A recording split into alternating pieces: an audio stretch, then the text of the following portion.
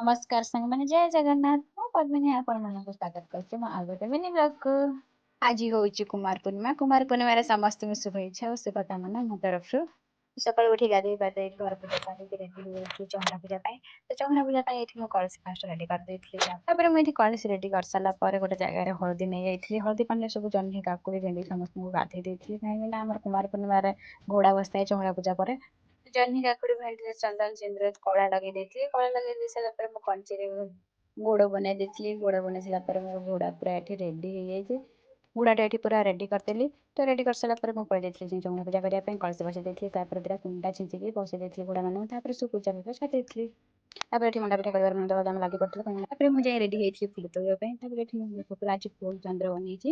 ବନେଇ ସାରିଲା ପରେ ଏଠି ଆମେ ସମସ୍ତେ ଆସି ବହି ପଢି ଦେଇଥିଲୁ। ବହି ପଢି ସାରିଲା ପରେ ତାପରେ ମୁଁ ଚାନ୍ଦ ବନ୍ଦେଇ ଦେଇଥିଲି। ତାପରେ ଆମେ ଯୋଉ ଆମକୁ ଦେଇଥିଲେ ଆଞ୍ଜୁଳି ଆଞ୍ଜୁଳି ନେଇକି ତାପରେ ଆଜି ଆମେ ପିଠା ପକାଇ ଯାଇଥିଲୁ ପୋଖରୀକି। ଆମ ଆଡେ ତ ଏମିତି ପୂଜା ହେଇଥାଏ। ଆପଣଙ୍କ ଆଡେ କେମିତି କହିବେ ତ? ତ ଭିଡ଼ିଓଟି ଭଲ ଲାଗିଲେ ଲାଇକ୍ କମେଣ୍ଟ ସବସ୍କ୍ରାଇବ୍ କରିବେ ଜମାରୁ ବି ଭୁଲିବେନି। ରହିଲି ନମସ୍କାର ଜୟ ଜଗନ୍ନାଥ।